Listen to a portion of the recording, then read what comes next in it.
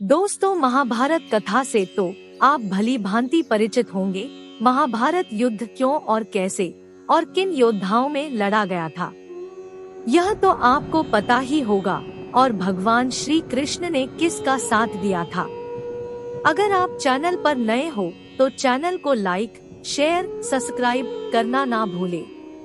तो चलिए जानते हैं कि भगवान श्री कृष्ण ने अभिमन्यु को चक्रव्यूह से क्यों नहीं बचाया था। कहते हैं अर्जुन और सुभद्रा के पुत्र अभिमन्यु महाभारत के युद्ध में वीरगति को प्राप्त हो गए थे। लेकिन बहुत से लोगों के मन में यह प्रश्न अवश्य होता होगा कि आखिर सर्वशक्तिमान श्री कृष्ण ने अपनी ही बहन सुभद्रा के पुत्र अभिमन्यु को क्यों नहीं बचाया था, जबकि अर्जुन और पांचों पांडवों की युद्ध के अंत तक उनके रक्षा कवच बने रहे थे। तो अभिमन्यु को क्यों मर जाने दिया।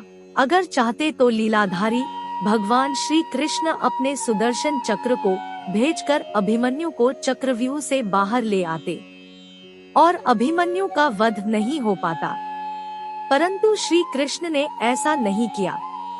कहा जाता है जब भी धरती पर धर्म और सत्य की हानि होने लगे तो भगवान को नियति के अनुसार धरती से अधर्मियों और अत्याचारियों का नाश करना होता है। और इस उद्देश्य हेतु भगवान स्वयं धरती पर जन्म लेते हैं और उनके इस उद्देश्य में सहायता हेतु विभिन्न देवी देवताओं को भी अपने पुत्र को भेज या स्वयं जाकर धरती पर जन्म लेना होता है।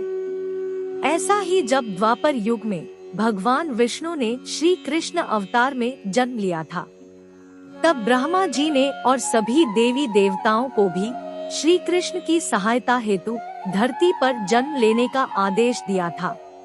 ब्रह्मा जी के इस आदेश का सभी देवी देवताओं ने स्वागत किया था, परंतु चंद्रमा ने इस आदेश का विरोध किया और अपने पुत्र वर्चस को पृथ्वी पर जन्म लेने से इनकार कर दिया।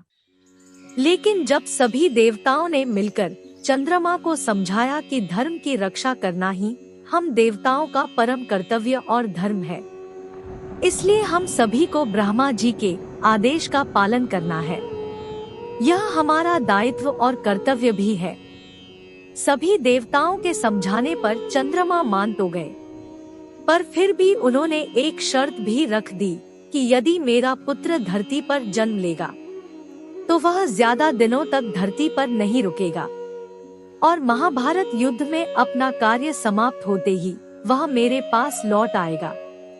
इसके साथ ही वह युद्ध में अपने पराक्रम से बड़े बड़े महारथियों को भी चकित कर घमासान युद्ध लड़ते हुए वीरगति को प्राप्त होगा और उसके इस पराक्रमी साहस को युगों युगों तक याद रखा जाएगा।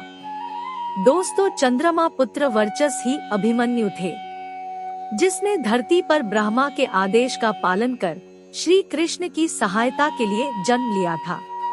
चंद्रमा के शर्त अनुसार ही श्री कृष्ण ने अभिमन्यु की नियति में दखल नहीं दिया और अभिमन्यु महाभारत युद्ध में वीरगति को प्राप्त हो अपने पिता चंद्रमा के पास चले गए। राधे राधे। जय श्री कृष्णा।